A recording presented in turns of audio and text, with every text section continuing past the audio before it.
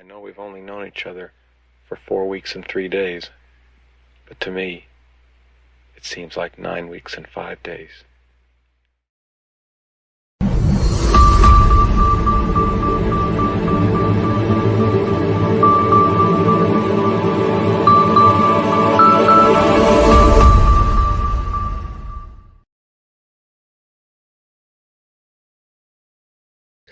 All right, all my passion plant people and garden enthusiasts. It is time for the Let's Get Growing show, the Sunday edition of the Let's Get Growing show here on the Urban Gardener channel. And I'm Enoch.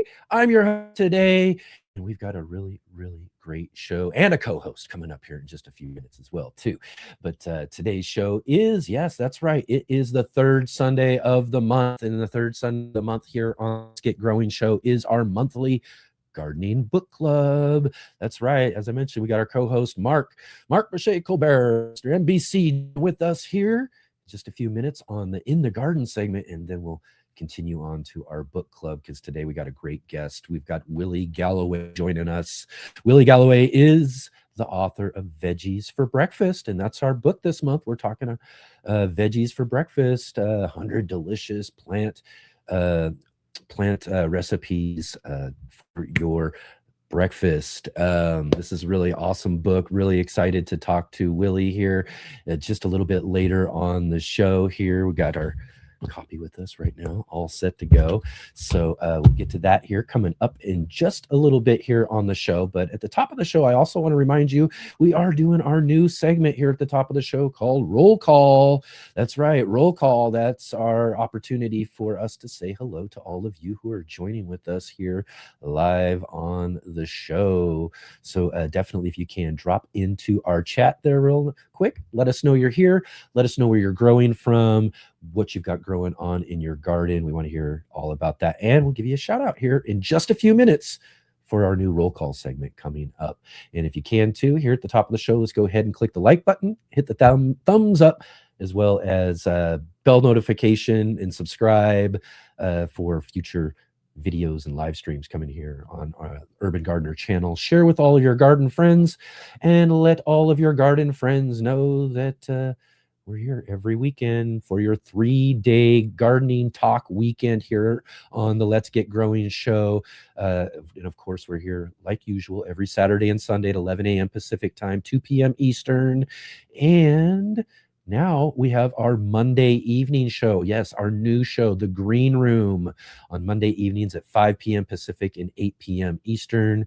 We'll talk all about what we've got coming up on The Green Room here just a little bit later on in the show. But also here at the top of the show, let's have a big, huge shout out to all of you who are watching our replay right now. Thank you so much for tuning in on your time and checking out our show. We'd love to hear from all of you as well, too. So definitely drop into our comments section there. Let us know you're here. And just like our roll call, let us know what you've got growing on and all of that. I'd love to hear from you. Even if you want to just drop by and say hi, definitely do that. We'd love to see all of those comments coming in on our replays. Excellent, excellent. And if you're here with us today live, definitely join in on the conversation. That's the really awesome thing about doing a live show like this, is that you're all here with us. Jump into the chat. We've got a great guest here coming up later on in the show, talking about all sorts of really awesome recipes for breakfast and all of that. So definitely drop in some questions for Willi later in the show as well, too. So I'd love to see that. Love to see all of the questions and definitely comments and all of that. And we'll also try to drop those on screen throughout the show. So definitely be in that chat. Let us know you're here for sure. Excellent, excellent. And then real quick too, let's follow all those links down below to all of our guests and everything. And you can find a way to get yourself a copy of today's book for our book club as well too in our links. So definitely check out all of those links down below. And here at the top of the show, I also want to mention too, you guys see on our breaks every single show, we have our sponsor IV Organic. They're just a really great, they put out a really great 3-in-1 plant guard. I think that is just really a necessity for lots of gardeners out there, especially those of you who are growing fruit trees and different types of trees and all of that too. 3-in-1 Plant Guard is really, really awesome. So you'll definitely want to go and check out ivyorganics.com for that 3-in-1 Plant Guard. But this month, if you go and order some of that 3-in-1 Plant Guard, Ivy Organics is doing their annual fruit and plant scion giveaway. So this is traditionally in the past has been mostly figs. They did a fig cutting giveaway over the last few years in their February giveaway. But throughout the month of February, Ivy Organic is giving away they're doing their free fruit plant scion giveaway. And they got a bunch of different fruit plants for you to choose from, including figs as well too, that you can get for free if you order some of that 3-in-1 Plant Guard. But also as well too, there's one more bonus that you as well is the use our promo code GROW10, GROW10, and you'll get 10% off as well too from that order. So get 10% off of your order and a bunch of free plants that they've got, scions and fruit trees and all sorts of great stuff to choose from. So this is a great opportunity. Definitely go and check them out and use our promo code and get all those great deals with our sponsor, Ivy Organic. Excellent. Excellent. Right on, everybody. So great to have you all here with us. And if you didn't get to check out yesterday's show, you're going to want to go back and check out yesterday's show. We had a really fun conversation with Maria Falia of Growing Joy with Maria. Maria joined with us to talk all about houseplants. That's right, houseplants. We haven't had a chance to talk about houseplants too much. Y'all get to see all these really awesome plants that I have in the background here. I get lots of great comments about them.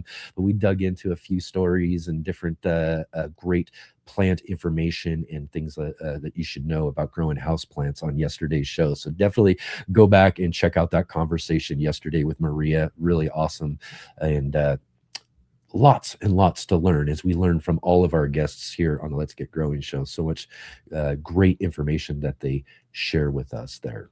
So excellent, everybody. Right on. So are y'all ready? Has everybody jumped in yet? Are you have you let us know you're here? Have you been doing that? Jumping in there, telling us you're here, what you got growing on, where you're growing from, and all of that?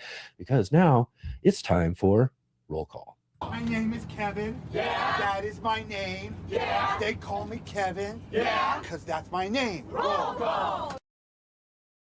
All right. It's roll call time. This is the part of the top of the show where we get to say hello to all of you who are joining with us here live on the show in our chat. So I hope that you've jumped in and let us know that you're here today. First and foremost, we definitely got to say hi to our good friend and facilitator, backstage producer, and all-around contributor here on the show. It's Jay Dixon joining us from Huron County, Midwestern Ontario, Canada. Excellent. Thank you, Jay, for all that you do. Everybody, definitely keep an eye out for all the links and further information that Jay puts into the chat there. Also, our other moderator on today's show, Adam Burley, my good friend from just right up the road. I guess down the road from him, but up the road from me is my good friend Adam up in Central Point here in Southern Oregon. Excellent, Adam. It's always great to see you. Thank you so much for being here. See, we got Brett, it's always great to see you here in the chat with us.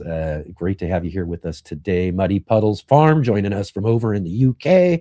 Thank you so much, Muddy Puddles, for being here. It's great to have you here. Frank, it's good to see your name again. Thanks for coming back. Really great to have you here joining us on the show. And we've got Robin in the conversation as well, joining us from Chicagoland. She says she's eating lunch, including tomato sauce I canned and pea shoot microgreens on top. She's gonna dig in. Excellent. That sounds good. I want to dig in.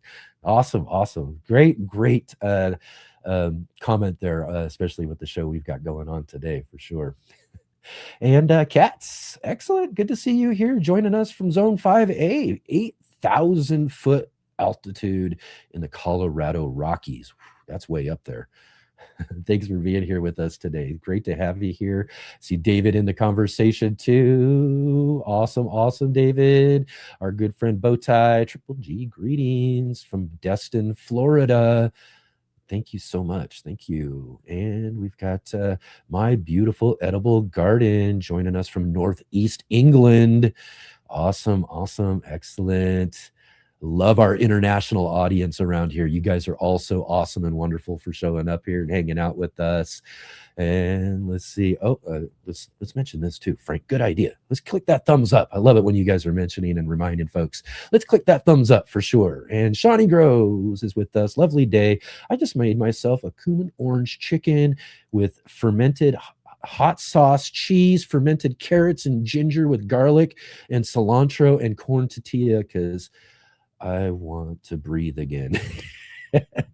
Excellent, man. That's a lot of good stuff in that there, Shawnee. Amazing, amazing. Everybody popping in some of the cool, fun things that they're eating right from stuff that they're harvesting out of their garden. How awesome is that? How great. Excellent, excellent. Bowtie says, I see chat on my TV, but not on the computer. Oh, no, you better refresh. Uh-oh. Let's see here. Let's see here. Riz, it's always good to see you. Great to have you here. Let's see here. Joining us from Asia. How about that? Again, like I said, amazing, amazing international audience here today. Love it. Thank you so much. Marshall, always great to see you joining us from Georgia. 8A. He says it's time to plant some seeds. Absolutely is, for sure. I know Mark's busy doing some seeds we'll talk about here just a little bit as well, too. Look to Nature Homestead. Greetings, Green Thumbs. Great to see you there. Awesome to have you here with us today. I see Janet's in the conversation too, jumping in there just last minute here. Excellent, excellent. It's great to have you here with us. It's great to have you all here with us today.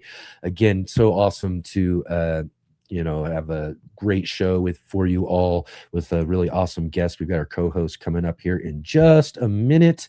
And let's see here. We got someone else jumping in here last minute as well too. Joining us from Seattle. Awesome, awesome. My hometown, Seattle. Excellent. It's great to have you here. And go Hawks. How about that, right? Go Hawks. Woo! Excellent. All right, everybody. It's time to get moving on today. We've got, like I said, a great show, and it's the third Sunday of the month.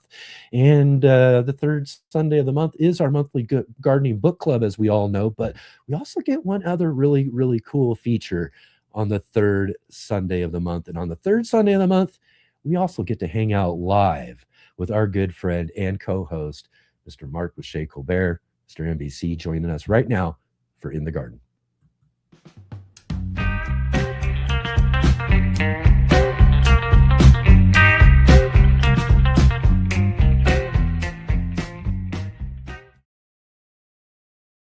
So, all right, everybody, let's welcome to the show our good friend, Hey guys. Mr. NBC in the house. Man, so much fun. Third Sunday is so much fun. So glad to be here, Enoch. It's just great.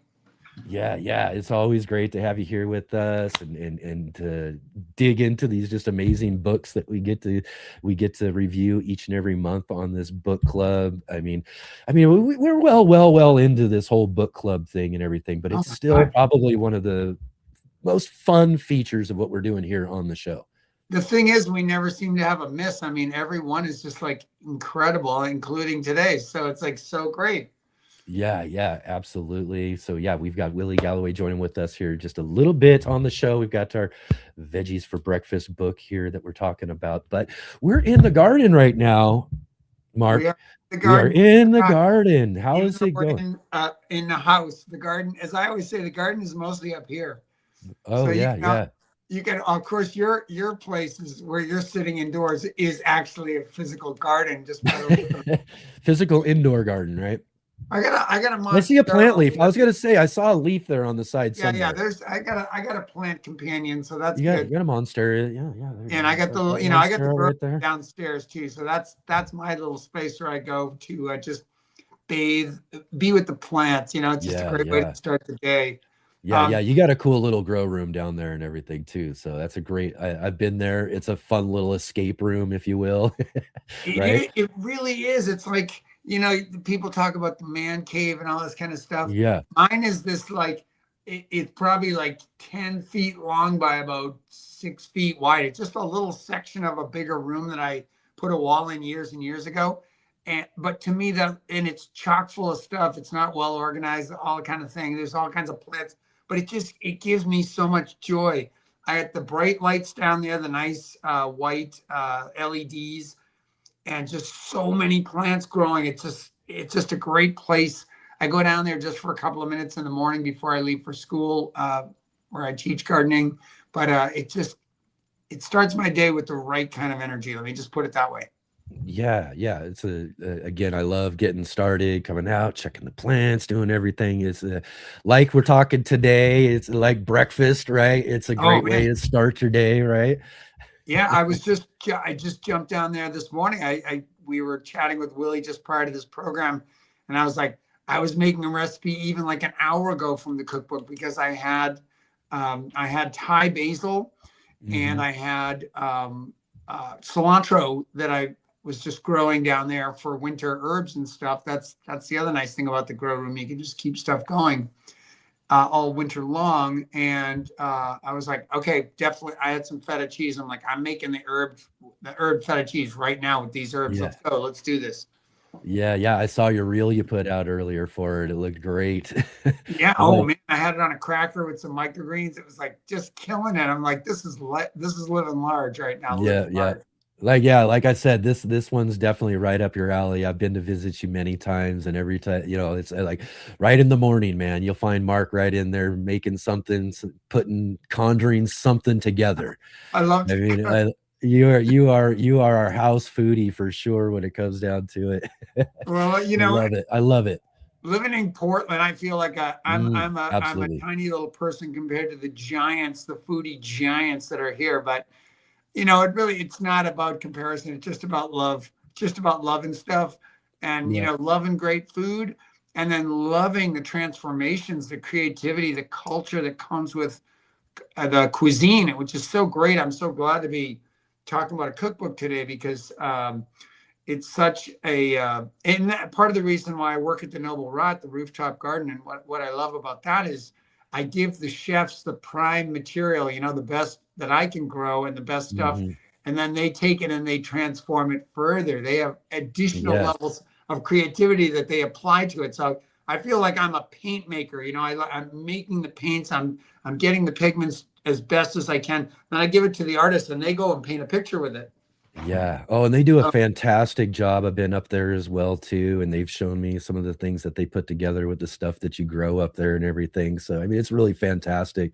It's a really great place. If you're ever in Portland, let's put the plug out there. If you're ever in Portland, you got to stop by Noble Rot. And I've No, mentioned to you too, like one of my favorite podcasts I've listened to for many, many years. They come in and out of Portland all the time, and I've mentioned Noble Rot several times on their podcast as one of their favorite restaurants in all of Portland. So wow, that's awesome. yeah, yeah. Yeah, it's got a great vibe. Speaking of which, I'm getting ready to do a talk at our one of our favorite pilgrimage places and times of the year. It is the Northwest Flower and Garden Show coming up this week, starting Yeah. Wednesday, Thursday, Friday, Saturday, Sunday at the Washington Convention Center in Seattle. It is a highlight of my year. This year, for the first time, I've gone for about 10 years as a participant, just as an attendant. Always come away with huge inspiration, garden deals from the vendors, all kinds of stuff. Yeah. But this year I'm giving a talk too. And it's a Yeah, congratulations too. I mean, amazing. I've been waiting for this day actually. yeah, right. That someone's gonna get Mark up on a stage and do a talk somewhere because I'm telling you, you've got such a great, background in gardening and all of that, especially with the rooftop, which I think is such a great subject for you to get started with and talking about that for sure. Yeah, well, talking about 20 years of rooftop gardening at Rot, so it's been actually wonderful to kind of go through. I've been going through all these old photos on different hard drives and things, and just seeing the whole evolution, all the things we've tried up there, some, the high point of success and the low point of failure, just all the different, just the whole arc Mm, of it all. It's just going to be great to try to present to folks and, encourage people to do rooftop gardening. But as I'm going to say in the talk, rooftop gardening is a variation of container gardening. So, yep. Yep. there's really nothing different about it. You just are expanding the size of the container, maybe, Yep. but it really is container gardening. So that's one good thing to keep in mind. It's a Yeah, lot of what I everything is enclosed in. Even if you're building like a larger bed, which I know you've done before and all of that, what looks like a raised bed, but it's still a container, yeah, when it comes down yeah. to it. It's still a And you container. just have additional concerns and considerations, some for your growing, like the wind and what it can do, Yeah, oh both yeah. in terms of toppling things and creating almost like this vacuum, an updraft that can suck things off of high spaces. That isn't fun. Oh yeah. And, uh, You've had that happen? You've had something kind of maybe end up in a place and it wasn't before, or on a wind gust yeah, or something? yeah. Yeah, let's say No, yeah. Well, I'm just gonna say that. I'm not gonna no elaborate. detail. No There was detail. nothing happened. There was no property or personal damage, but yeah. Yeah, So yeah. yeah. Oh my. And wind is crazy. Here's a very a gentle and nice story about wind and farming, because it reminds me back to one of the early days when I was farming with this wonderful farm partner, Beth Razgrashek. We started a CSA in Portland together. And one day we were out in the field, and this kind of phenomenon called the dust devil, which is like a little mini tornado almost, it comes by. It took this piece of rime, this agricultural fabric that you put over raised beds to keep out insects or make things warmer. It was about a 100-foot long piece of rime. It took it up into the air, like grabbed it from the ground, took it up into the air. Then it like floated up in the air like a giant Chinese kite. And then it floated away. Like we just saw it go away. We had to sort of guess where it was. We had to drive like a quarter mile away to find our piece of rime. So, the wind, just to say, the wind is a factor, whether you're on the ground or even more so on the roof. You have to kind of with the wind, and the wind can do some funny, beautiful things, and it can do some terrible things too to your garden. Yes, yes, for sure. And again, too, a little quick background on us. That's how we met, was Yeah, because up on the roof. up on the rooftop, because I wanted, when I first started the channel, to go do a video on a really cool rooftop garden, because I did my own rooftop gardening. I had a whole pepper garden I did up on a carport rooftop that I do, and we got it back this last year. We did have some years we couldn't do it, but I got a new owner. We got it back up there. We're going to expand it out hopefully this next year. But yeah, you're right, wind, even on a little carport, because I've also got to think about like maybe some shade at times too, being so exposed during the middle of the summer like that too. So that's when my problem comes up, because I got to put the shade cloth, and I have this whole thing set up for it. But man, if any wind kicks up at all during that time, that shade cloth, like you said, it's up and gone. Right. So I got to be on top of watching out for that stuff. So it was really a huge concern. Yeah, there's some things to think about when you put a garden higher than the ground. I mean, there's a lot of things to think about when you do it in the ground, but then when you elevate it, it's there, you get extra concerns. So anyway, we'll be touching on some of that, but I just can't wait for the flower and garden show. This the level of creativity up there. The display gardens are amazing. I just go around them about 10 times because I got to drink in all the details. You can talk with the designers. A lot of the vendors that are there, like I always get some seeds there, and there's like Wild Dreams Farm and Deep Harvest Farm, and the farmers are there selling you the seed. So it's just a great opportunity to talk to them about why they're growing this particular seed, what what the traits are like, what their farm, just who they are, because so much of gardening and farming is the passion of a person, right? An individual person, well, like you and me. Like we have these passions, and Willi Galloway, our guest today, these animate us to do the things that we do, right? And there's each person gives such a unique spin to their interpretation of farming or gardening or landscaping. So it's great to get to know the person, because there's no such thing as abstract gardening. It's all embodied in some person. Yeah.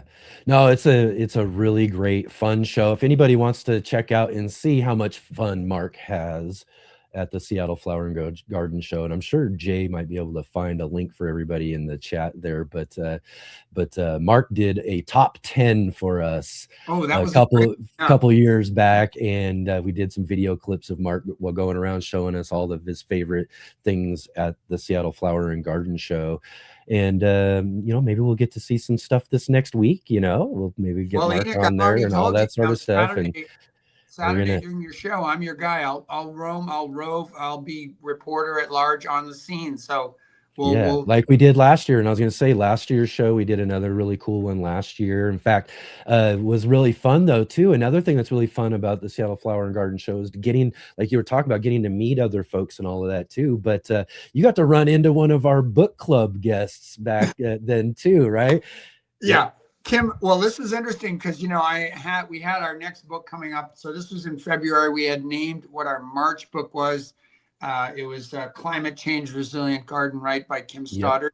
Yep. And so Kim's from England. So, the odds that we would ever meet are almost infinitesimally small. But one distinguishing feature is in the book, in the profile at the back and through the book, there's a couple of of her, and she has bright red hair. She dyed her hair bright red. So I'm cruising the floor at the shows, and all of a sudden, this bright red-headed person. I'm like, oh wait, that's Kim Stoddard. So that is Kim Stoddard. So, and she was getting some footage for all of her garden stuff that she does in England. I forget she is in England, but I'm like, oh wait, I'm gonna go say hi to her. So I actually get to meet the guest. And this has never happened except like with Willie, we live in the same town, Portland, and we've seen each other many times over the years. But our other guests are always these people usually that I have never met and probably will have very little chance of meeting. But Kim, I met before the show, which is at the Flower and Garden. Before our program, I met her at the Flower and Garden show. And it was only her red hair that gave her away. Yeah. It's such a great story. I love it. Yeah, that's a good one. But that's the fun thing is you get to run into folks, and like I said, if you're really, like us, really into our gardening books and all that sort of stuff, there's tons of authors that are there promoting their books and all that sort of stuff. You can go, and meet up with them and talk with them and, get them to sign your books and all that sort of stuff as well too. So just really overall, just a great opportunity for gardeners to just kind of get together in a place and share their passion and get to see all these just amazing displays and exhibits and talks like yours and everything too. So you get a chance, check out the Seattle Flower and Garden Show this week, or put it in your calendar for next year for sure. Now here's a tip from a seasoned show goer. So I'm going to give a hot tip here that you probably wouldn't realize from the first year or two, that the show goes till it goes from 9 to 7 every day for 5 days. And there's lectures every hour of the day. It's just amazing. You could get a complete gardener's education, but these designed gardens are really amazing. And the design usually there staffing the garden, but during the peak show hours, I'd say from 10 to 5 or something, there is just a gajillion people there, and you'll never get, more than a 5-minute conversation with the designer.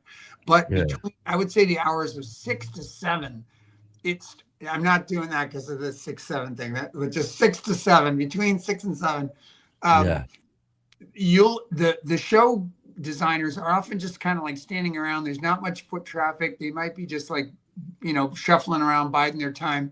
That is a great time. You can get long conversations with these people if you come on by. So if you're going to go to the show, plan to stay right till the very end, and you can catch people in some of their downtime and really mine for gold, Exactly. And that's the thing. These folks are just as passionate about what they do. They're in there designing and all that sort of stuff. So they want to tell you about it. Oh, yeah. And they want to talk to you about it. So that's just a great opportunity, like you said. So all right. 6, 7, go between 6 and 7. There you go. Sorry to have to overuse that meme. Oops. There you go. We've found a way to include that into our show. That's awesome, Mark. Leave it up to you, the guy who's around all these kids all the time. Yeah, exactly. That's right. A garden teacher for sure. Real quick though, Mark, I'm going to throw a question at you here. We have someone who dropped a question. I know you might have some advice. We'll finish up with this here on our In the Garden segment, and then we'll get moving on here. But my beautiful edible garden joining us from the UK. Okay, advice from growing sweet potatoes. Growing them for the first time. Slips are just starting to sprout. Nice. I mean, the question I have is, where are you growing them, and do you have a variety that's adapted to that location? So, northern growers, I've grown sweet potatoes. They grow great. You just have to make sure you get a variety that grows well in a northern location. Especially a cooler place. Yeah, they are more of a warmer loving crop. So you want to make sure you got one that's really, suited for northern climates. Yeah, like a couple of years ago, I grew one called Lilac Beauty that was just a Ooh. stunner, and that did great in Portland. I mean, that was a great, and if you have one that's more suited to warmer climates, you might have to, and if you're in the northern area, you might have to do things like maybe grow it in your greenhouse, maybe grow it with black plastic or something. But I would rather avoid those two and just find a variety that grows well in my area. So I would say hopefully those slips are from something that grows well in your area, which, you probably have to do a tiny bit of research to find out what that is.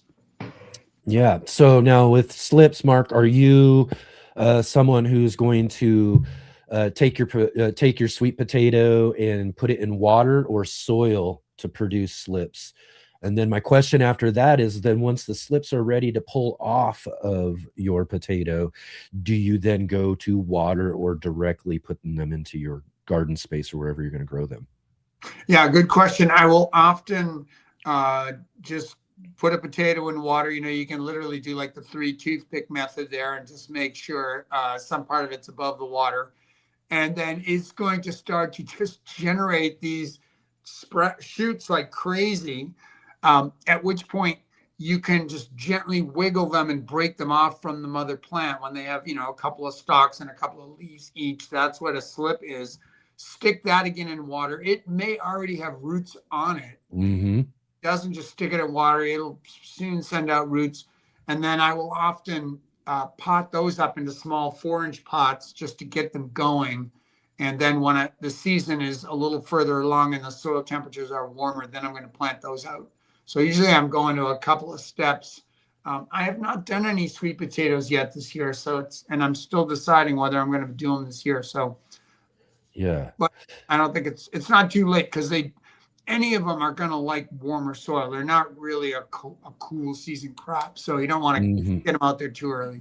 Yeah, and that's an important thing to remember too. Warmer crops and warmer things. You definitely, there's a lot of folks, that really get into like zones or even now first and last frost dates and those sort of things, which is probably your better piece of information that you need. But really, soil temperature for crops that are going to grow in warmer climates, you want to make sure that your soil temperature is at least warm enough to be putting those young roots into and everything as well, right?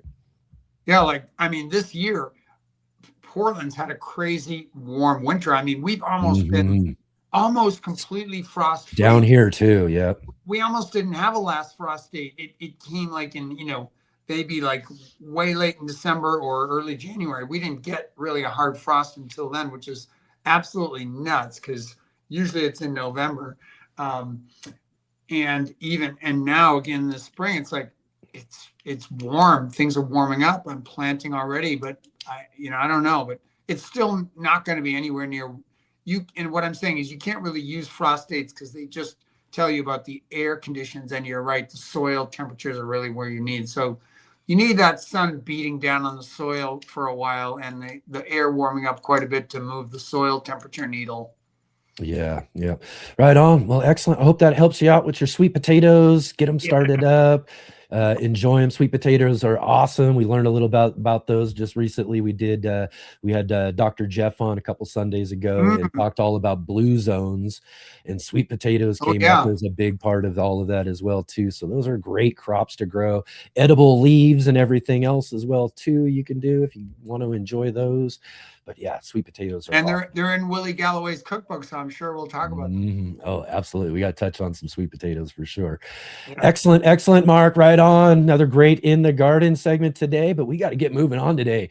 We got some really awesome stuff to talk about here still coming up. So let's go ahead and take a little quick break here real quick, and then we'll be right back here in just a few minutes for our book club.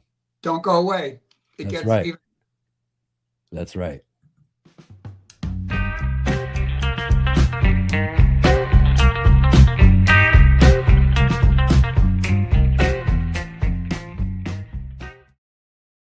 Ivory Organic was founded on the gardening concept of whitewashing, simply lightening your plants to better tolerate weather extremes, transplant shock, and so much more. Such a valuable gardening practice that farmers have been doing it since BC times. However, in recent years, most research has been caring for plants and trees using latex and tar-based products which are designed to last 100 years but fall off your plants within 1 to 2 years as your plants grow, contaminating your garden soil indefinitely. Available in colors white or more natural looking colors such as brown, green, gray, and grayish. Ivory Organic has 2 general categories of whitewash products. The 3-in-1 Plant Guard, which includes 7 natural oils including castor, cinnamon, clove, garlic, peppermint, rosemary, and spearmint, which offer insect and rodent repellent protection, and the whitewash oil-free formula. Both products also have diatomaceous earth in the base ingredients, which naturally offer some insect repellent protection too. As always, keep growing with Ivory Organics and wishing you all happy gardening.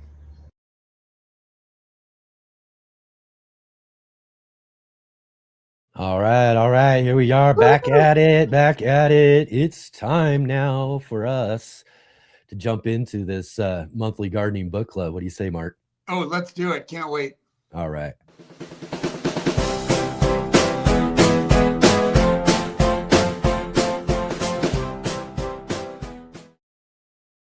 All right. Here we are. It is the Sunday edition monthly gardening book club. And here we are, Mark. We've got, like we've been talking about already, we've got a fantastic selection this month. Really glad to have been able to do, and that's one of the things too. And I also kind of want to mention this as we're getting started as well. So I hope people are really recognizing the difference in the chain, what we're kind of doing when we're selecting books. We're trying to look at things a little bit differently. We've got like nonfiction books, we got fiction books like Christy Wilhelmy's, we've got actual garden instruction books, we got some science books, we've got some seed story. We're trying to really look at all different types of aspects of how gardening is a how gardening fits into what we're all doing here. But in our book selection, that's what we really wanted to kind of stand out, that we're looking at different things, and doing a recipe book this time was really kind of a cool new way for us to kind of veer into another direction a little bit, right? Absolutely. I mean, we've touched on some recipes in other books, like recently the Garlic Companion. There were some great recipes in there. But this is the first time we go full on cookbook. It's just like full on. Yes, exactly. And again, too, we mentioned you're our house foodie, so we knew we had to get around to doing something like this eventually. And I'm really glad that we were able to get a hold of Willi to have her on for this one, because this is just a really excellent book. I think the other aspect of this as well too is that this book is, how do we take things from our garden that we're growing and utilize them into our, the first meal of the day, the most important one, as they say, right? Yeah, indeed. I mean, it's like I was talking with Willi earlier, and I sort of kind of said this breakfast is like the hollow leg of the body. It's the one place, we kind of get a sense for lunch and dinner and how to use vegetables there and such.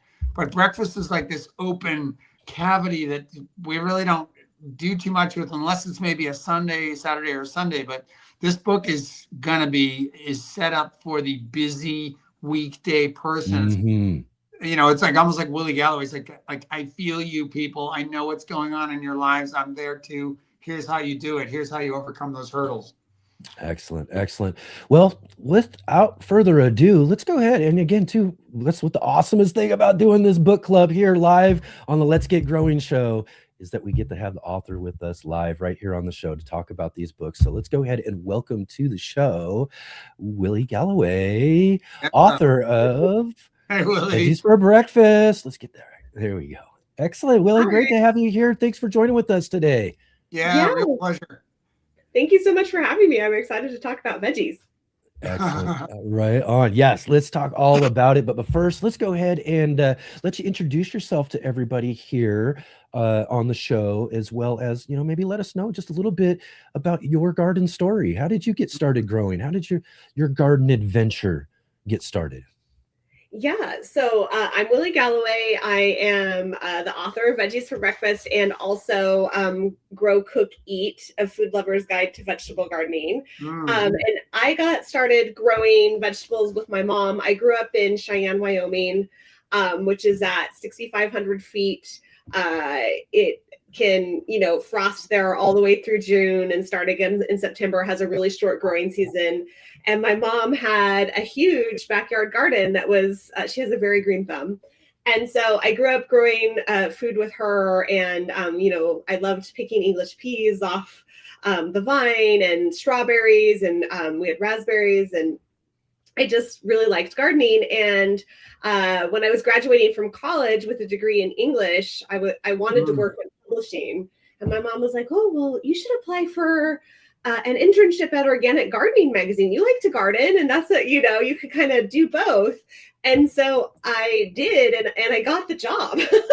So I ended up working for Organic Gardening Magazine for many years, eventually becoming their West Coast editor. And I kind of had the vegetable garden beat. So my job was to call up Oregon State and talk to the people, who were breeding tomatoes there, or talk to people who were breeding carrots. And just really, I learned a lot about vegetables and how to grow them well. And that led me to writing my first book, which is it's a vegetable book. It has some recipes in it, but it's really, the point of that book is to help grow the best tasting food. Yeah. Yeah, that's what we're after. That's what we're all about, right? Yeah, I think a lot of books, the first edition of Grow, Cook, Eat came out in 2012. And at that point, a lot of books were still really focused on yield. They kind of had that 70s back to the land focus. And what I realized is that most people who are growing vegetables are, someone said huge fan of Grow, Cook, Eat. Thank you. Most people are growing vegetables because they want to eat them, that they like them. It's something they love and they want them to taste good. And so that's really what I wanted to focus on. And Veggies for Breakfast came out of Grow, Cook, Eat because literally one day I was sitting at my kitchen table eating breakfast, looking out at my vegetable garden, which I can see from my breakfast table, and thinking about how I had all the stuff I needed to eat that was out in my garden. I couldn't quite keep up with it. And I looked down at my plate and I was having an egg and toast. And I was like, what's going on here? Something's not quite right. Yeah. So that's got me thinking about, how could I start in my own life having more vegetables at breakfast? And it sort of snowballed into a cookbook. That is so great. What a labor, though. Nobody undertakes the writing of a book, or at least if you've done one, you kind of know what's involved. So you probably had a sense that this is going to be a process, right? This is going to be a long process. Yeah, and I didn't quite realize how much work an entire cookbook would be, because there's just you have to come up with all the ideas and then develop the recipes and make them and then send them out to testers and then incorporate their comments and make it again. And I have a son and my husband, and they were just eating breakfast for breakfast, lunch, and dinner. They were kind of right, please. That's right. They're getting all sorts of great stuff. Yeah. Oh my. All day long.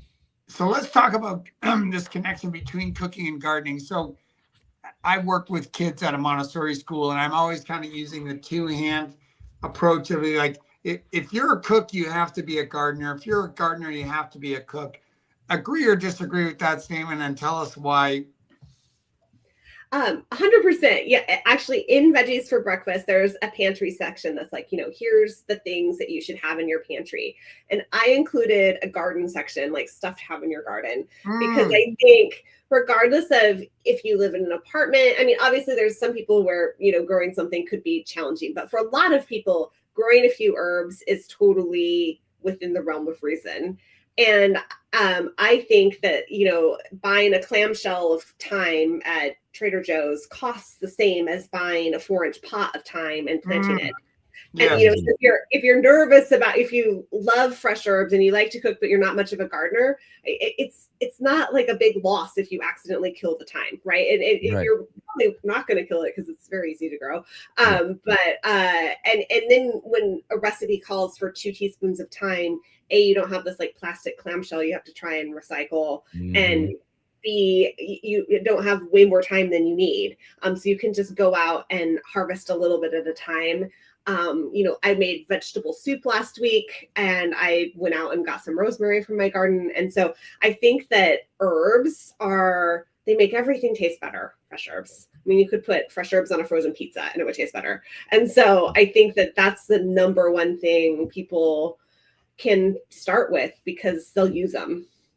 Yeah. Speaking about pizza, I think I heard you make that comment many years ago at the Flower and Garden Show, was about throwing some fresh arugula on a frozen pizza.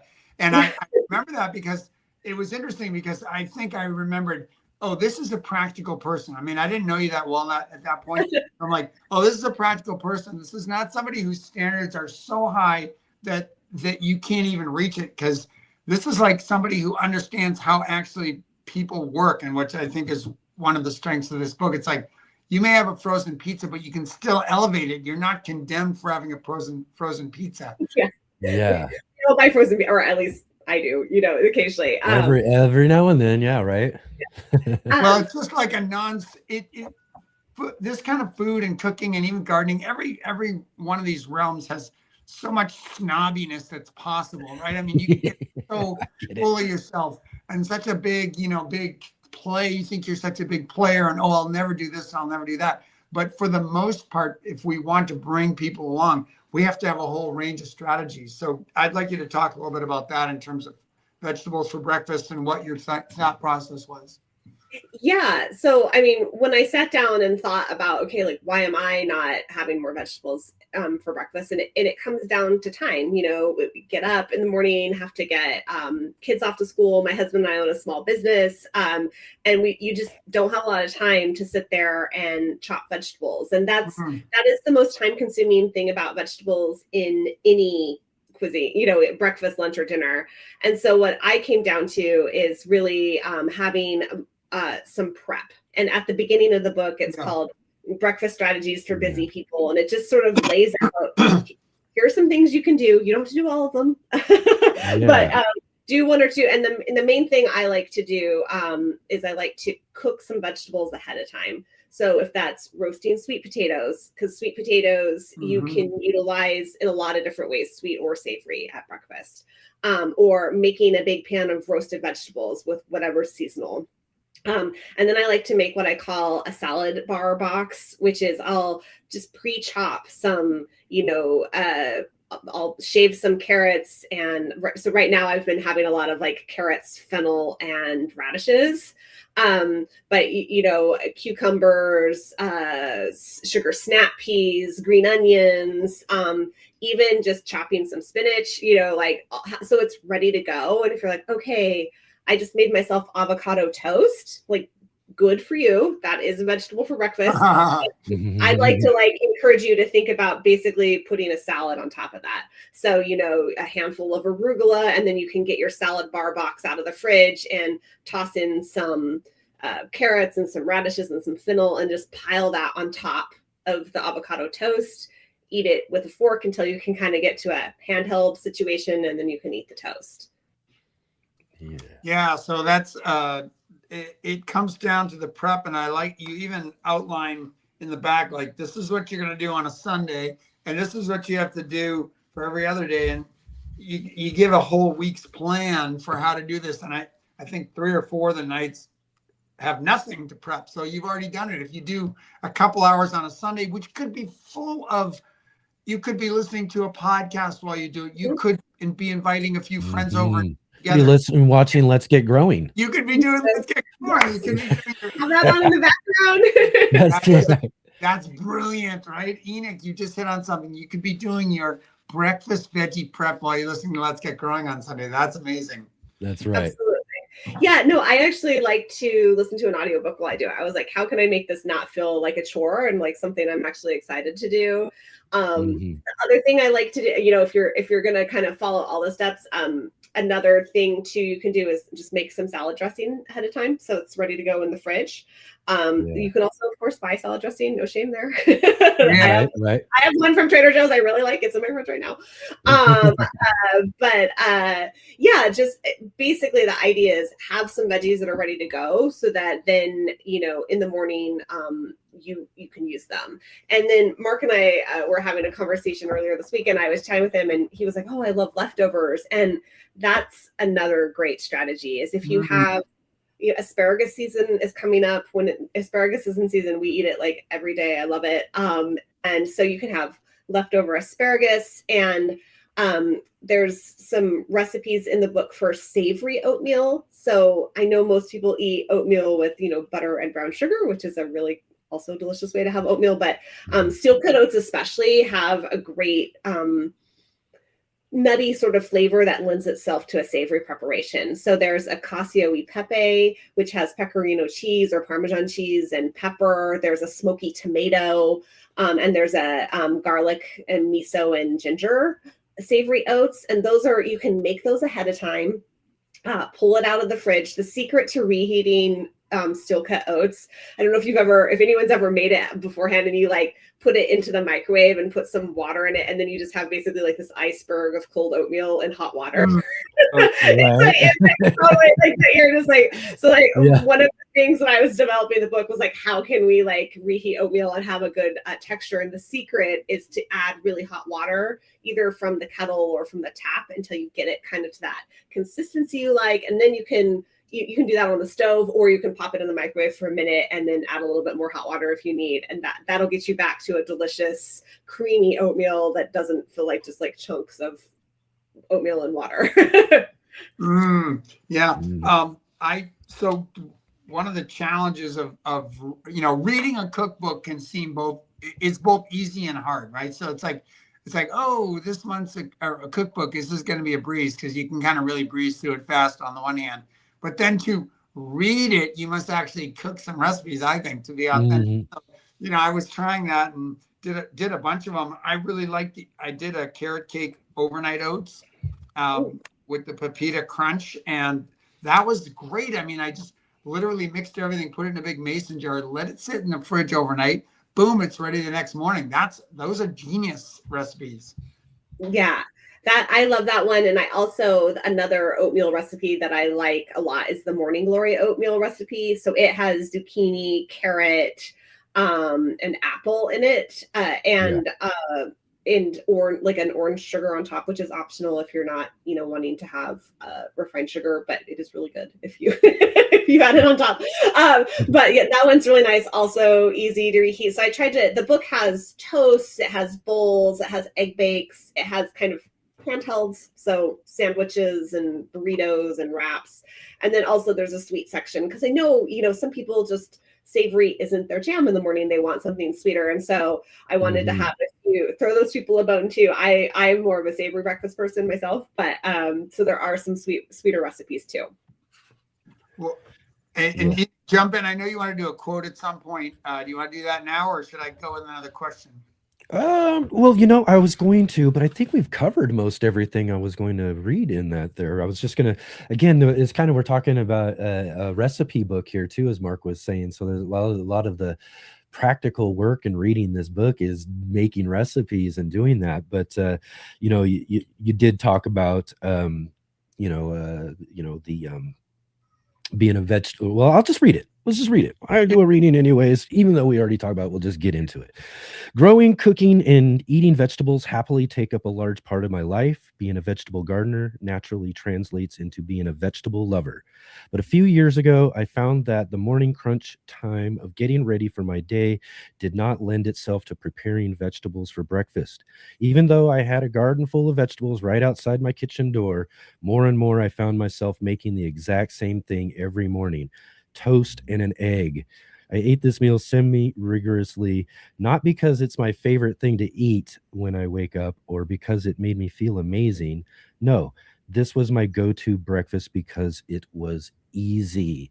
And so you kind of talk about that. And again, too, so I guess we'll just kind of like jump into it, because you do start the book, of course, as we touched on the meal prepping and doing that. There's some great strategies for busy people, as you mentioned. This is you wrote this book because you're busy and you wanted to find ways to include these things from your garden.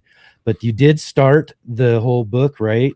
Chapter 1 is toast. Right? Toast was your go-to to begin with. So I guess that was a natural start, right? How do I start adding things to my toast to get me going, right? And that sort of thing. So real quick here, I do want to pop this up because you did share a couple of really great pictures with us here. So let's pop up this picture here and tell us a little bit more about toast.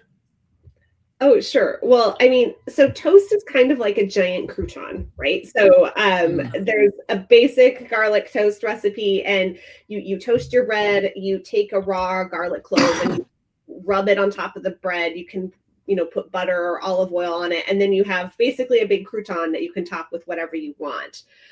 So there's some asparagus that's on some garlic toast. There's I think a ricotta toast. So whipped ricotta is one of my favorite recipes in the book. It's high protein. You can make it ahead and just it takes literally like a minute to make. And then it has this really beautiful neutral flavor. So you could make it go kind of on the sweet side and put honey in it, or you can make it more savory. My favorite way to do it is stir some curry powder into it. And then it's this really nice, sort of platform to put veggies on. And there's avocado toast on there with some really crispy chickpeas. That's another recipe that I love that's super flexible in the book. You can put it on lots of things. You can make them ahead. And they have a lot of fiber. So I know protein is something people are trying to get more of, but whenever I see that, I'm like, oh, you got to get the fiber in too. And so avocado has a ton of soluble fiber. Beans have a lot of fiber. So, thinking about adding some beans, and those shaved carrots, you can shave those ahead of time. So really in the morning, if you've whipped some ricotta and you have the shaved carrots, all you have to do is toast the bread, spread on the ricotta, put a handful of carrots on top, maybe drizzle a little olive oil on it, and you're good to go. So it is like doable. It is a really doable thing. And the way you started the book with toast, because that's my go-to breakfast too. It's just like, oh man, I felt so indicted reading your thing, but you're giving us a runway. It's like the runway is first made up of buttered toast. It's just like you're cruising along with buttered toast for a little while. Then all of a sudden you get a little layer of avocado on there. Then your pickled onions on the avocado. And by the time you're taking off, then you're ready to do fly into all the other bowls and everything that are there. Yeah, definitely. I did make some of this stuff, and I think I told you this in another conversation, that sometimes a cookbook is just permission. You may have done something before and you let it fall by, like the pickled onions. I've made those before, but it's just like a reminder. It's like, oh, wait a second. I got to have pickled onions. Willie says I got to have pickled onions, so I better get going and do it. Or trying new things like the dukkha. I had dukkha from Trader Joe's, and that's as you describe it, it's an Egyptian mix of seeds and nuts that are toasted. I had gotten a Trader Joe's blend, and it was bland. It's like, all right, so what's so special about dukkha? But when I made it myself, oh my God, the flavors pop, and I'm putting it on everything now. It's my go-to. I have a big jar of it. I just made some a couple weeks ago, but interestingly, I used coriander seed that I saved last summer from my own garden. Yes. And it was like a little, I followed my own recipe, but it was almost a little too coriander forward because the coriander seed was so fresh. It had way more flavor than, whatever dried coriander I'd, gotten from the spice store before. Right. It was kind of, it was like, I was like, oh, yeah. I mean, I knew it, but of course, like fresh herbs and fresh seeds that you've saved have a lot more flavor than whatever, the one I bought at the store that was harvested 5 years ago. Who knows, Mm-hmm. So it was a good reminder to myself, like, wow, like fresh saving seed. And that's coriander seed actually is like so easy to save. Yes. And I love it. It's one of my favorite things in the garden is I love to plant cilantro. You've got to plant it every 2 to 3 weeks if you want to have a consistent supply, because as the days get longer, it just bolts. Yep. And here we, Hence why seed saving so easy. I love seeing that there's like so many gardeners from all over the world, but where Mark and I live, it's, we're at a pretty high latitude. And so we have a lot of light in the summer, but so they go to seed, but they when they flower, they get in tons of great beneficial insects draw it in. So I like to plant them by squash, actually, because I notice that it brings in a lot of the pollinators that then go and visit my squash plants and pollinate them. And then I love the green coriander seed, is so tasty in Grow Cook. God, yeah. In Grow Cook Eat, there's a really good marinade for chicken that uses green coriander seed. It's really good. And then you can let the seed dry and it will plant itself. It self-sows nicely, at least in my climate. And then I had a bunch last year, so I saved it and it was so good. Two things about cilantro. One, that's one of my grow room favorites because I can grow it down in the grow room actually all year long if I want to. And the day length is always stable because it's on a timer. And the temperature is more or less always stable. So I can avoid some of those bolting cycles and all that stuff by just having it in pots in the grow room. And then the stuff, if I don't want to eat it all or trim almost all of it, then I can transition some of it outside for seed. So that's kind of cool. But I'm glad you mentioned green coriander, because this to me is like one of the big advantages of being a gardener and a cook. By having a garden, you can grow things that are not commercially available. Like, so green coriander is the intermediate stage between the flower and the dry seed, but you will never find that in any market. It's not available, right? Not even at a farmer's market. You just don't see it ever. Yeah. So I've never. Other gardeners. That's it. That's the only people who can get that thing. Is you got to grow it. Oh, no, that's such a great point. And that's something I actually talk about in Grow Cook Eat, is all the edible stages of harvest, because because when you grow food, I actually started writing Grow Cook Eat. One of the sort of impetuses of growing it is I was out in my garden. I lived in Seattle at the time, and my radishes had gone to seed, and there you are, my favorite. On a whim, I just popped a radish pod into my. I was like, I wonder what this tastes like, and I was like, oh my god, it's super good. And then I kind of like looked around, and I was like, wait, what else am I not eating? And that kind of started me down the path of really thinking about all the stages of harvest, all the edible parts of the plant. And then when I was writing my book, I was like, okay, I want to tell people, all the stuff that they might have just been throwing in the compost because they didn't realize you could eat it and it was delicious. Right now, one of my favorite things is that all the overwintered brassicas are starting to get robbed with the flower buds, and they're so good. Even if your kale just looks like my kale right now, the leaves, I had a whitefly problem at the end of last summer that was bad, and the leaves just are like not looking great, but the buds are coming out, and I was like, yay. I left them in there even though they were sort of sad, because I was like, oh well, I'll eat the rob in the spring. And so but I didn't want to just be like, oh hey, and eat your kale rob period, and not give any cooking ideas. So each guide in Grow Cook Eat has there's kind of a here's some cooking ideas, and then there's also a full recipe. Yeah. I'm so glad you mentioned radishes too, because that was the first thing that comes to my mind when I'm thinking of extending or getting other types of harvest from the same type of plant, and radishes are my favorite in that sense, because those seed pods are probably literally when I discovered that, one of my favorite things in the garden nowadays. But then, you let them go, you let a few of them go, and then you get your seeds for microgreens later on as well too. So and Enoch, do you ever eat the radish greens? Radish greens, it's like, so exactly, it's so versatile. You got the root itself, the greens you can harvest for a little while, so I keep my patch a little separate. There's my ones I'm going to be taking for just fresh right out of there. I want to have them.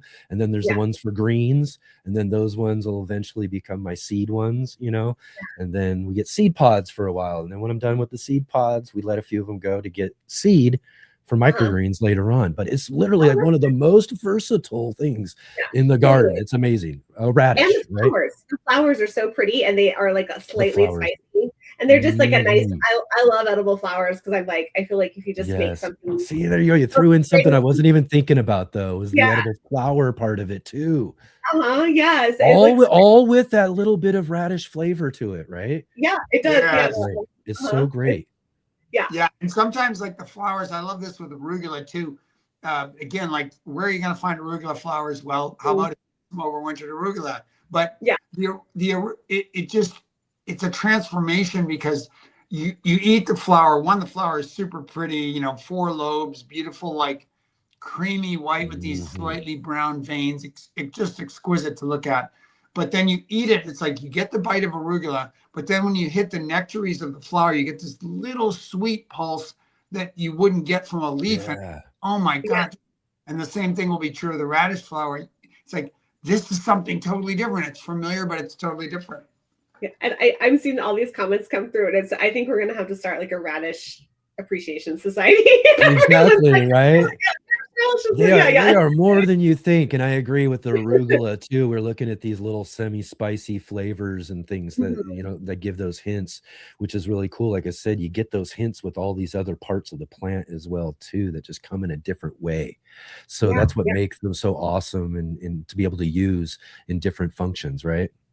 Absolutely. Yeah. And it's just what makes gardening. I always like to describe it as one of those sort of rabbit hole hobbies where you can like really like fall down the rabbit hole. And why do you think we're all here on a talk show on the weekends? We are well into that rabbit hole. We're down. Like I haven't reached the bottom of the rabbit hole yet. But no, I think it's so fun, and there's so many ways to explore it. And like, and once you start looking into radishes, you're like, oh well, in Poland they grow these like really beautiful black radishes, and there's, you know, from cultures all over the world where, you know, different varieties or different types of vegetables are super important. And I just love that. I think it's really a fun part. The variety choice is probably why I like to garden, because I'm actually speaking at the Northwest Flower and Garden Festival too on Wednesday evening. Ooh, yeah, look at that. A couple of speakers here. Yeah, and I'm talking about Pacific Northwest seed companies, including Deep Harvest and Wild Dreams. And you know, they're developing new open pollinated varieties. They're growing climate adapted versions of varieties that people love. And I got to talk to a lot of the farmers that of the companies that I'm talking with, and it was so fun because they're passionate about different varieties, and they're like, oh, you got to try this broccoli because it has great side shoot production, and they're out there, you know, really selecting for stuff that they want to eat, and they know that market farmers are going to want to eat and gardeners want to eat. So I feel like, you know, of course you can just go to the nursery and buy whatever seeds are there, but if you're a rabbit hole type of gardener, try, you know, like find some seed companies that are in your area, or if they're not in your area, are in your zone. You know, if you're in, I saw there were some people here in like zone 5B in Colorado. I personally don't know of any seed companies in Colorado. I'm sure there are some. Oh yeah, but Sedco Seeds in Maine would be a good place, you know, resource for them to look, because Maine's cold. Not as high as of an elevation, but the zone is similar, and so you might find varieties that do well in your zone. So I think that variety research piece is a really fun part of gardening and cooking, really. And it is. And again, too, that gets us back to a point kind of made earlier about stores and what we're getting and everything, because you can really only get so many types of varieties of things at a store. Whereas in your garden, look at all the different varieties of tomatoes you can grow. Look at all the different varieties of any type of thing that we're growing in our garden that we can grow.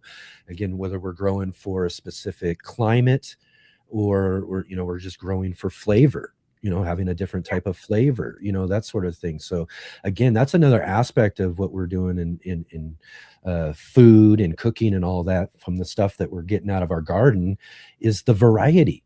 Like the variety can be amazing, and the opportunities to do stuff with your food out of the different types of things that you can get, you know, like I said, whether it's different types of lettuces, different types of things that you just don't get in that type of variety at a store, right? Absolutely. Yeah. And you really, the motivations of, the people who are growing the food that you're going to find at a grocery store, the attributes they're looking for in a variety are going to be really different than the attributes a home gardener is looking for. They're going to look for, does this variety travel well? Does it have Storable. does it store? Yeah. And is it productive in my field? Is it easy to pick? Like, can it be picked mechanically? That kind of stuff. That's not in your home garden. You're like, does this taste good? Is it beautiful? Yeah. Will it grow well in my climate? Those are the things that you want to look for. And so, and you have an opportunity to decide what's important to you. Like, I like striped tomatoes and black tomatoes. I think they taste better. Like, than the dark ones. You like the dark ones? I like the dark ones, and I really find like the orange and yellow stripy sort of tomatoes and orange tomatoes just have a flavor profile that I really like. So that's what I look for. I do grow some red tomatoes, and but I think I like a little bit more acidity, and a lot of times those orange tomatoes have just a little bit more acidity. And the black ones have a more robust flavor, I think, that can almost be smoky. And so, yeah, as you garden and grow and you cook from your garden, you can start to kind of narrow in on what you like. I love butterhead lettuce and romaine. I don't grow a lot of other. I've grown them all at some point, but I've kind of like narrowed in on those guys because I like them. Yeah. And just real quick, I'm just going to say this real quick, though. And I like the point you're making about that you kind of hone in on the stuff that you like and everything, because that's something, a goal we do in gardening is try to narrow down to certain things that we want to grow season after season because we really like it. But another thing about the garden is it also gives us that opportunity to experiment and try newer things and newer flavors and all that stuff, which has been big for me as a very picky kid eater. I was so picky. I was one of those guys that it took until I started growing my own garden in adulthood before I really started learning flavors of things that I probably just wouldn't have tried when I was younger. And boy, it's just a game changer, though. Well, that's what I love. New things, right? I think kids are so much more willing to try something if they have a hand in growing it. And so I love what Mark does, because kids are, I think, if something's different, not just kids, people are like, and so, but if you've grown it, you're like, well, you're a little more invested. You'll try it. Yeah. That's a big point, right, Mark? Is that if you teach them to grow it, they're going to appreciate eating it more, right? Oh, absolutely. Yeah. I needed a Mark in my life when I was growing up. Yeah, well, hopefully I'm doing something to shape the future taste buds of America here. That's right. I wanted to just say too, Willie, that what's really cool about all these the varieties is that they're ever changing and innovating. Like, okay, just before this, I was trying to get some of my seed ordering done, and I was looking at Johnny's, and they have these new kind of, you talk about romaine lettuce, they have these new kind of romaine lettuce that are called Cosberg now. Cos is an ancient name for romaine lettuce. So that's, another name, a cos or romaine. But it looks like they've done some breeding with iceberg, and these are open pollinated lettuces, but they have a thicker leaf.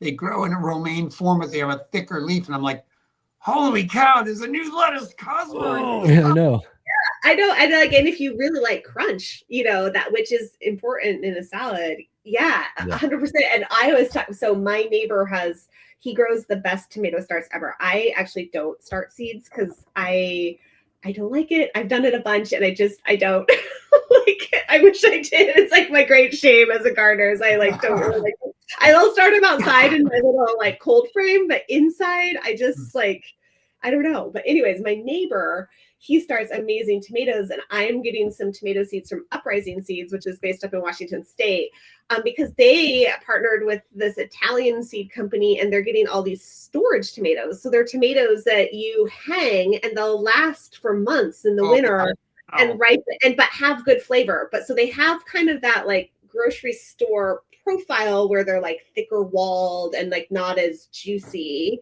but they have they're heirlooms and they have amazing flavor. And I'm super, super excited to try it and have Kurt, my neighbor, grow them, because he grows these just like gorgeous tomato starts. They're so beautiful. Did you talk with Evan Gregoire, Portland Seed House too? Oh, I did not. Oh yeah, he's great. He's growing out at he grows a gajillion varieties of tomatoes for all the top chefs in Portland. Okay. And out at Rossi Farms now, he's rented some land or is with them Okay. out in East Portland. But he's got a great catalog of stuff, and he's been to Italy, I think, many times, and has some varieties along those lines too. So you probably want to check him out. Oh, I will have to check him out. Portland Seed House. Yeah, Evan Gregoire. He's an amazing guy on the local scene. Oh, cool. Very amazing gardener. All right, I want to talk about. You said something that piqued my interest early on because it's a little bit of a pet peeve of mine too.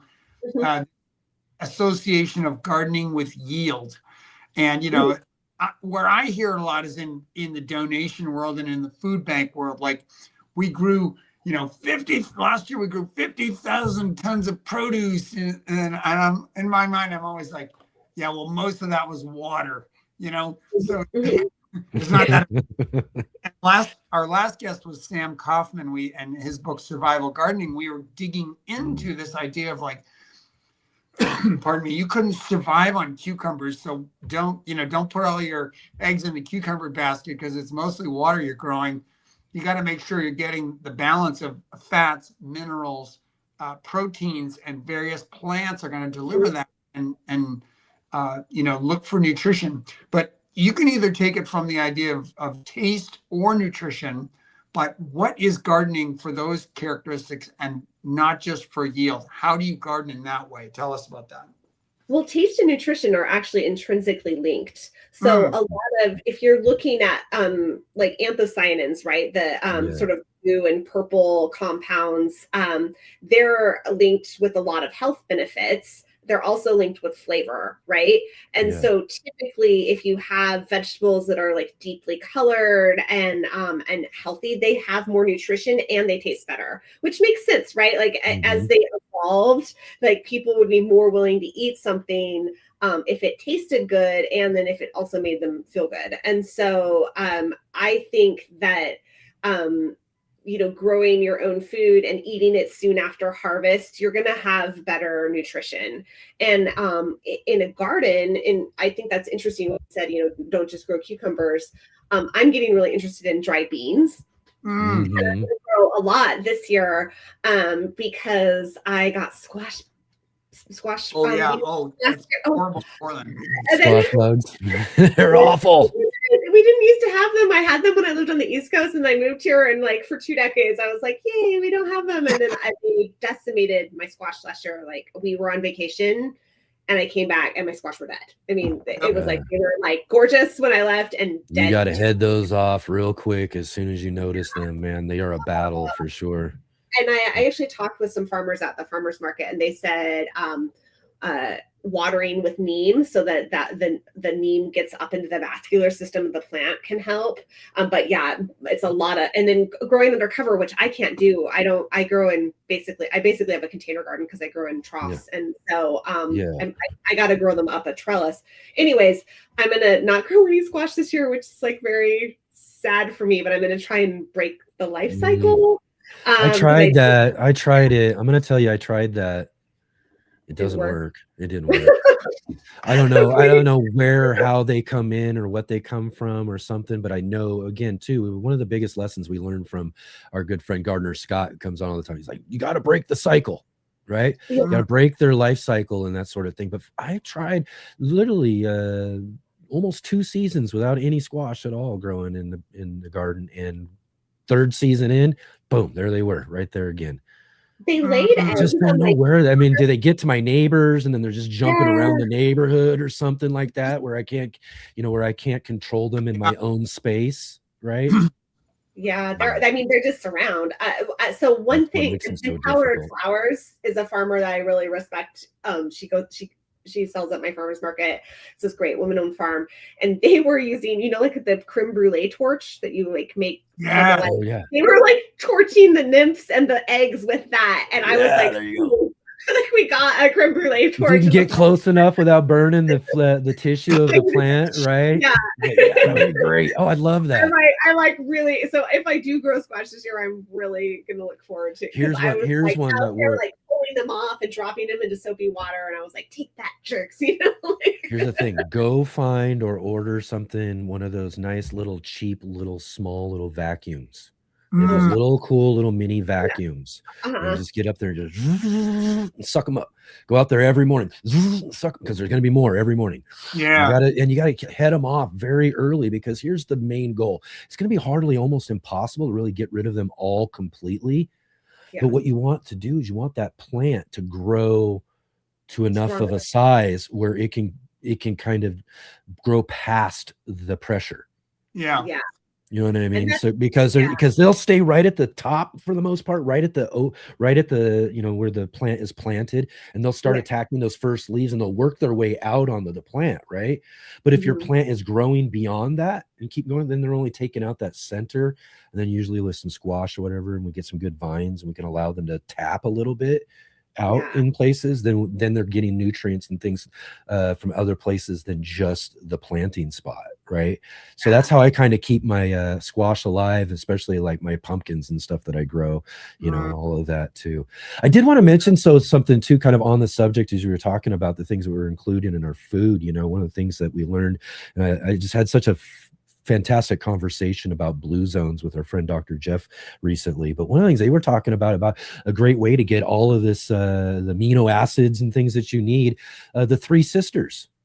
Oh yeah. Like the three sisters are a huge one, corn, beans, and squash, right? You get those three together, then you've got like your protein base that you really need right there. And they all store well. Well, speaking of corn, I gotta give a shout out to one of my neighbors. We have this group of neighbors close by us who are all like amazing cooks.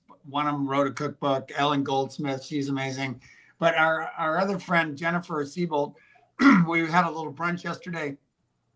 She served us a sorbet, a purple sorbet at the end of brunch. I'm like, okay, this is freaking amazing, just first off. But she had made it with corn. It was something morada, which, means purple. Something, it's like, forget what the first word was. But she showed us the corn. It's this deep purple corn that she got from somebody in Montana. And I got to get some and grow it. It's a flour corn. But what she did was, soak it to draw out the anthocyanins and make a deep, beautiful purple liquid, which then she combined with some like pureed pineapple and lime and such in equal parts, and then froze. But she gave us a bit of the liquid just on its own, and it's gorgeous. It has this faint sweetness, and you could make a lovely drink out of it there too. So corn, I don't know. You probably did talk. I didn't see any recipes that jumped out that were corn focused, but corn, there's different ways to use this, right? You could use the corn, could be ground up. You could be making tortillas. You could be cornmeal. You talk about cornbread croutons. You can be growing some corn. There's just lots of other kinds of plants that form the background for some of the things you reference that can be incorporated in. Yeah. Oh, corn's so cool. It's amazing. It's an amazing, beautiful, diverse plant in lots of different ways to use it. Someday, if I ever have a big, if I don't live in a little teeny city lot, I'd like to grow more corn, because I've grown it before. When I lived in Seattle, I had a lot more than I grew it, and it's so fun to grow. All right, I'm going to refer to a particular page in the book here. Let me see if I can find it, because I got to say, one thing that's really amazing about this book are the photos, of course, and you can talk about that in a minute. But in terms of, so this is page 87. It's a gorgeous picture of these roasted poblanos. And this is exactly why I like to be doing my seed planning with cookbook in hand, because right next to that, I think you include them in the salsa verde recipe. And then there's this rajas con crema breakfast enchiladas. And I'm like, okay, I need to grow poblanos this year because, and I did have them last year too, but I need to make this recipe with the poblanos. So to me, I get so much inspiration from a cookbook. Once I can see a recipe that I really like, I become committed to the ingredient. It's just like, okay, I am growing it for this particular reason. And I'm sure I'll do other things with it too, but I want to make this recipe. So tell me a little bit about that in terms of your own garden planning process. And are there cookbooks you use, or talk about the photography, or talk about it all? Oh, sure. Well, first, real quick, I want to give a shout out to a couple recipes that don't have a photo that are really good. Because I sometimes I feel like they're like my lost children. I'm like, is anyone going to cook that recipe? Right.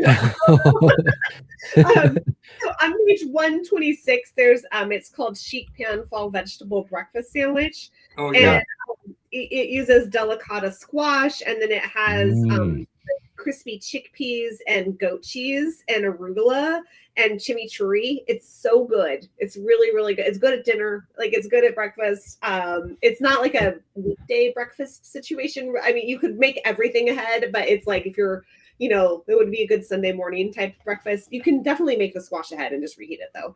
And then actually on in the with the poblanos on, I think, did you say it's page 87?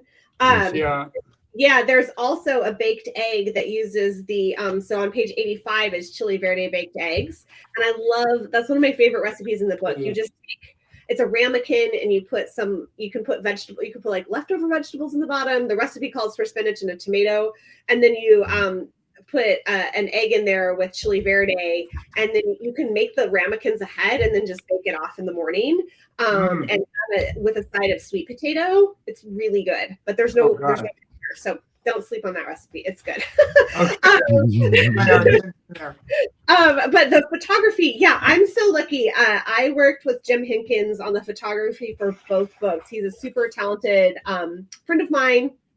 And he lives in Connecticut now. And we went out last year. He planted his first, he's from Seattle, but he and his wife moved to Connecticut a few years ago, and he planted a big garden last year, and deer ate everything. Oh, he no. had a problem with deer. He like didn't even think about them. And then he was like, yeah, I was like, how's your garden? And he's like, it's gone. Like, the deer ate everything. I have to put up a fence. And I was like, oh my gosh. I hate that. I don't have, at least I don't have deer in Portland right now. But yeah, we cooked and styled all the food, and so, you know, I'm not a food stylist. This is just you know, we tried to make it, the photo's beautiful, obviously, and like you'd want to eat, but it's also not beyond anyone's capability to make the food look like it is in the book. Another recipe that I really like is the Harlow breakfast burrito bowl. Harlow's a restaurant in Portland, and I really love this sort of version. It's a kind of my take on one of their breakfast bowls, and it has a bunch of make ahead components.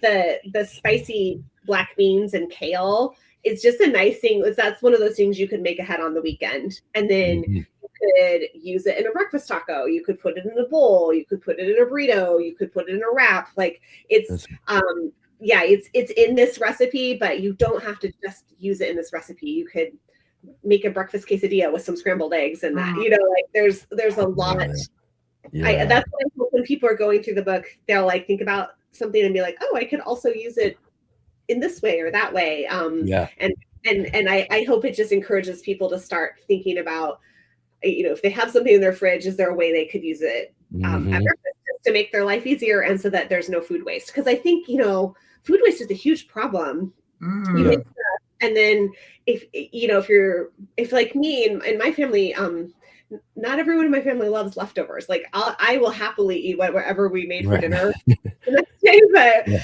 you know, not everyone likes that, and that's fine. But if you can reimagine it into sort of a new dish, I think that makes leftovers more palatable for people who aren't huge leftover fans. Well, I do like that versatility of your books. Shout out to my wife who just put the chicha morada from Peru. Janine, So thank you, who's watching. We got Janine in the crowd. Awesome. But I will say this though, again, like part of this cookbook, there's sometimes it's just the hand holding and just the permission. So like you mentioned, just like flat up, have a salad for breakfast. It's just a regular, like a dinner salad, but have it for breakfast. And sure enough, I went to the fridge the other morning to get ready for school, and I look in there and I see like a little half a quart size Ziploc bag of our leftover salad from the night before. And I'm like, Willi Galloway just told me I could eat this for breakfast, so I'm going to. I love it. It's great. So it's kind of like it's that voice in the head, you know. It's just like a Mm-hmm. Well, and I like to joke too. I like to say that, like, if you don't think something's breakfast food, just put an egg on it, and then There you go. Right? It's just that's simple, right? So that sometimes I will do that. I'll just like reheat. I had some leftover enchilada. I went out to dinner with a friend, and then I put an egg on it the next day. And it was there like, you go. That's the way to go. Again, though, too, I do want to also acknowledge one more time, though, too, because it's something about these books and all of these great garden books, especially a recipe book, is the photography. So big, huge shout out to all the photography and all that sort of stuff. Really, really great. Also, did want to mention too about the poblanos. I mean, I grow 3 plants every single year. They have their own spot and everything. They're called my Tres Amigos Poblanos. And, I like that. Yeah, they're my 3 poblano friends, because I'm definitely have to try that, because I love poblanos and chili rellenos and all these sort of things that you can do with them and everything. So this one's definitely going to be a great one. But it leads me to what I think was my favorite part, and where I got to trying a few things myself was in the sandwich wraps, tacos, and burritos. You know what I mean? I love Mexican food, for one. When it comes down to it, it's probably one of my go-to places if I'm going to pick a restaurant or something, if I'm going to go there. Yeah, me too. So this part really hit for me for sure too. I mean, we tried some tater tot breakfast burritos, the curried potato breakfast, and being able to interchange things, like you said, though, too, because this is kind of the point of getting in as well. Talk a little bit more about these specifically, but also that's something you talk about in the book, is this, and Mark was touching on that too, is that you've created this to be really versatile, you know what I mean? And to really utilize some creativity, or just really, in some sense, just throw some things out there, right? Interchange some stuff, do this, do that, not any if this is concrete. If there's something in there that you don't have, but you've got some of this, throw it in there and give it a try, right?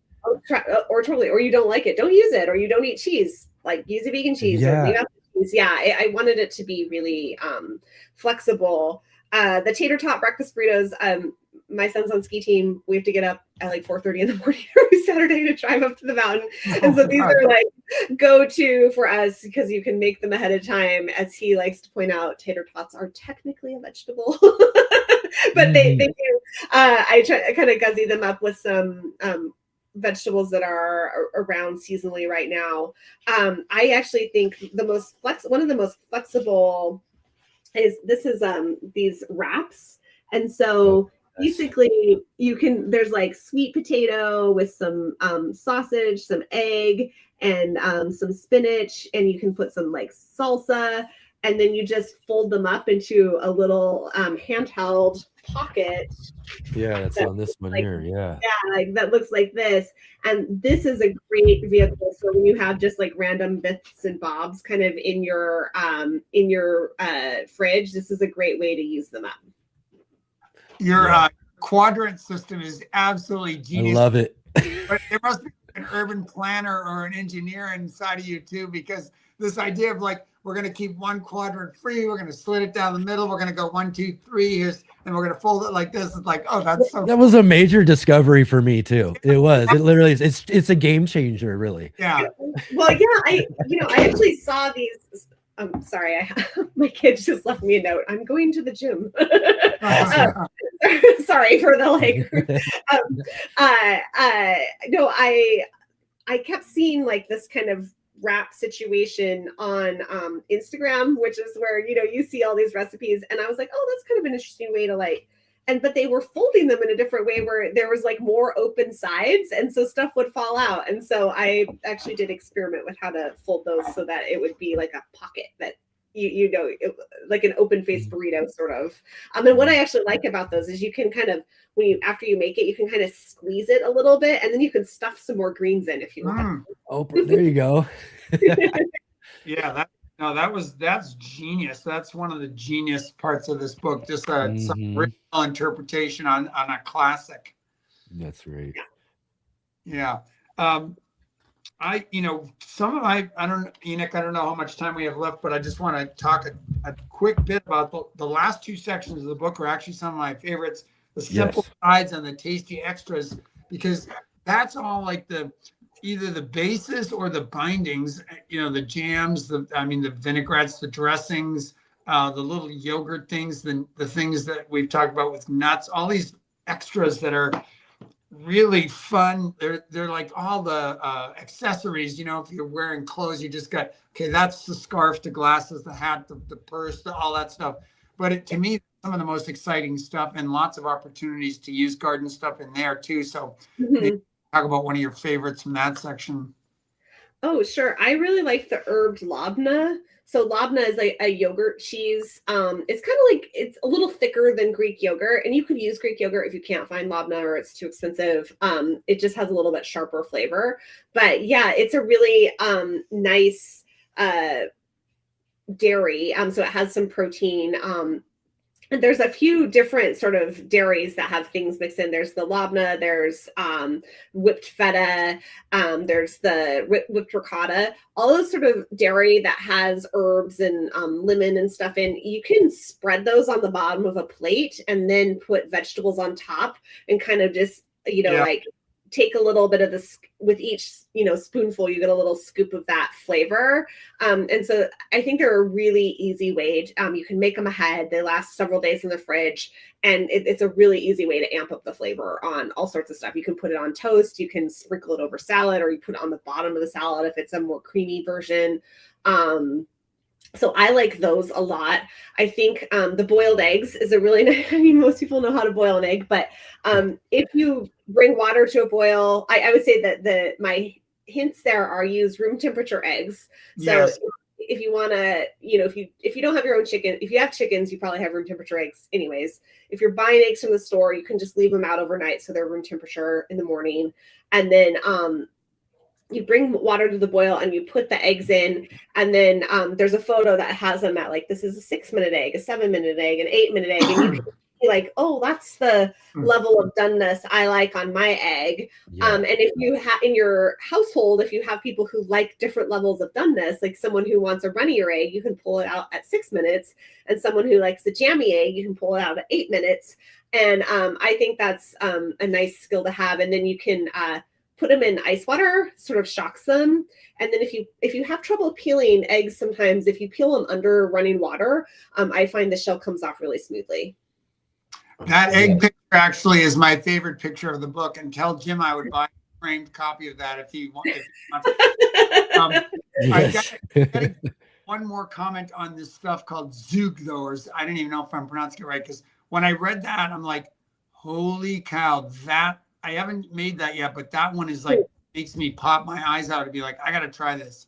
Oh yeah, maybe make it this afternoon. It's really good. So zhug is like a Yemeni sauce, and it has cilantro and chili and cardamom in it. Oh, yeah. So it has a really, and the key with that is you need to have cardamom pods and grind the seed fresh. If ground cardamom loses its flavor really fast, and so it just doesn't quite have the same.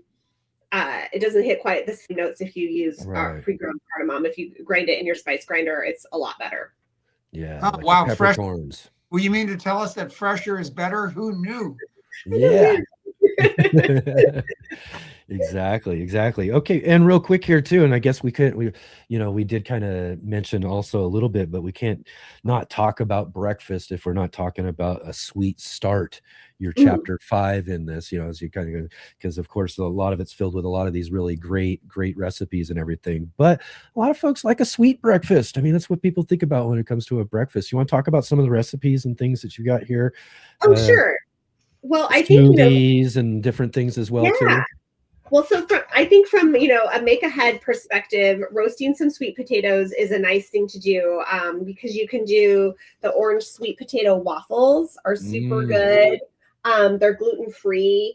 And you can make those there, and you can make them ahead and put them in the toaster oven. I really like this sweet potato bowl that has and you can put seasonal fruit. So this time of year, I like to use chopped apple or pear with some granola on top. And then the smoothies, smoothies are great. They're kind of the classic way to sneak veggies in. And my one hot tip from the book is instead of using ice to make your smoothie thicker and cooler, you can use plain riced cauliflower, also called cauliflower rice. And you can buy it at the grocery store and just put a half cup of that in instead of a few cubes of ice, and you get an extra like serving of vegetables. And it just make sure you buy plain, because there are some that have like sesame oil and stuff on it. It's not going to taste good in your smoothie. But so I think that's nice. And then overnight oats are really great, especially a lot of times kids like overnight oats a lot, and those are easy. The recipe is set up so that it's for one serving, so it's really easy to scale it up or down depending on how many people might be eating the oats, and it's a pretty generous serving. So if you make one serving and divide it between two people, then just add some more banana on top, or you can kind of just it up a little bit to make it 2 servings. You got one good last question there for Willi today. I have one recommendation. A recommendation. You're going to partner up with Amy Stewart, who we're also hoping we'll have as a guest. Yeah. Oh, I hope you have her too. She's great. Her book, Drunken Botanist. I'm thinking you guys need to come up with veggies for boozy brunches and come up with a whole. That's definitely for Saturdays and Sundays. Let's hope that's not somebody's start to the work day. But I think that would be an incredible book. That would be really fun. Yes, definitely.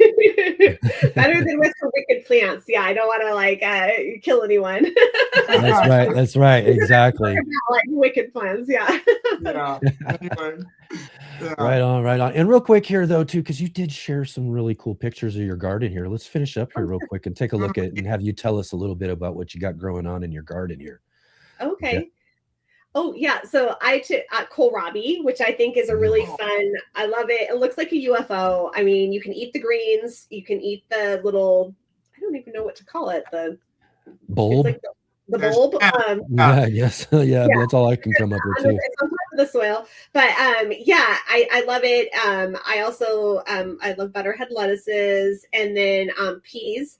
I always plant them too close together, because then you can pinch out every other plant and use the shoots in salads or on top of I like better than pea shoots.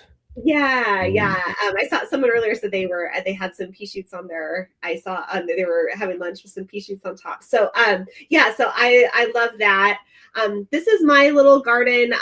So when we moved into our house, our entire backyard was like paved with asphalt, and where the garden is, there was also a decommissioned oil tank. So I can't really grow in my soil in my backyard. So we planted all these. We put a trough garden in. So I have 6 troughs. And then I have my herb garden is we put gravel all around the troughs, and so then I plant my woodier herbs. I planted directly down into the gravel, and so here you can see there's some thyme and a tricolored sage, and then a green and yellow bicolored sage there. And I like that it kind of softens up the edges of the troughs, and and then I have lots of fresh herbs. So that's a picture of my garden from. I think that was a nice garden like that is very looks nice and modernist, clean lines, very aesthetically appealing. Yeah, I do kind of like growing in the ground myself, because like you was saying earlier, then you can get different growing points with your squash, and I have a little bit of trouble growing. Yep. Like I can't really grow cabbage. It just takes up one cabbage takes up the entire trough. Yes. That's like really big. I just don't have I don't have a ton of space for them. So but I do love my little garden, and I managed to trellis a lot. So I do get a lot out of it. That's the key right there. Yeah. Trellising and growing up in our small spaces for sure. Well, right on. Excellent. I mean, just how wonderful. I mean, the time again flies by really quickly. I just can't believe it. Here we are at the end of the show already. But it's also real quick too, you have mentioned already, and we do got one more picture slide I want to put up here, because you did write another book called Grow, Cook, Eat, A Food Lover's Guide to Vegetable Gardening, as well as, of course, we've got our Veggies for Breakfast. So 2 great books here written by Willi Galloway. So you all go and check those out. We got links down below where you can find those books and everything as well. But just again, really great conversation. Thank you so much for coming in and hanging out with us today for the show and talking all about your really awesome book. I mean, this is really be So just great. really great. I can't wait to try even more things and new things as the growing season gets going, and I get some more of these things coming out of my garden and all of that too. So this is just going to be really fun for the rest of the year as well too. I literally have a list in my journal here of like 15 things that I must try. I've already done about 5, but I need to do 15 more. That it's like they're just too good. Oh, well, I'm happy. It was really a fun book for me to write, and I had so much fun on the show. I will say, because I'm always bad at remembering to promote myself, but if people are interested, I do have a Substack newsletter where I love stuff like this, where I get to talk to other people who are doing interesting stuff. So when I find someone who is an interesting person who also happens to be a gardener, I like to talk about them and their gardens. So that's what I do. It's called The Garden Dish, and it's on Substack. Cool. The Garden Dish? Yes, The Garden Dish. Yeah. The Garden Dish on Substack. Go check out Willi Galloway. Go interact and ask her some questions about some things, that you might have. Or maybe you got some ideas for her next book or something like that. Go check her out, right? Absolutely. And again, Willi is so awesome. I'm so glad Mark picked your book for this month, and we got a chance to talk with you. Just a really, really awesome conversation. Really just wonderful gardener all around, great author of a couple of great books. But thank you so much for being here today.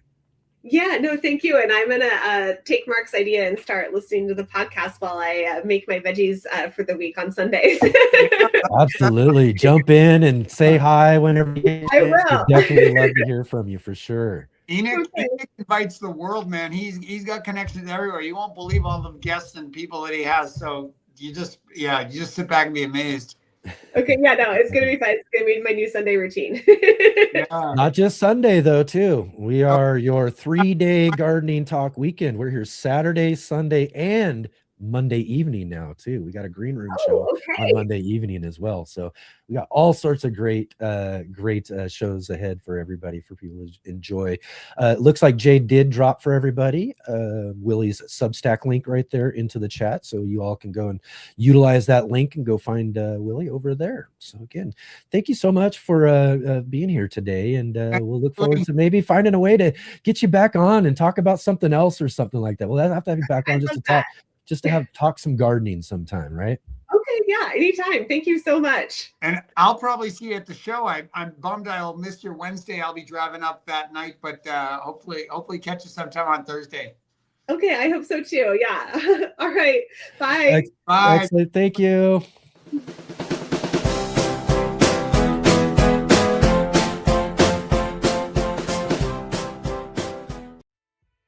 Hey gardeners, thanks for tuning in to our show today. We'll be right back at it here in just a moment. I just wanted to take a second here to highlight our regular videos and features here on the Urban Gardener channel. Our weekly garden journals,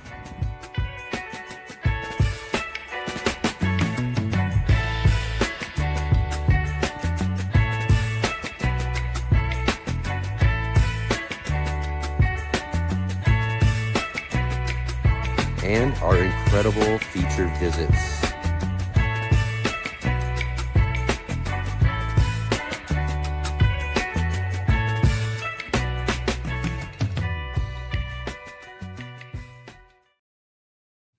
All right, here we are, Mark. Oh man.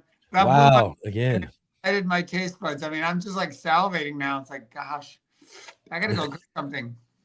And I'll tell you what, again, too, we got to work through a lot of this sort of stuff here, too. And this is my biggest problem hosting a show like this.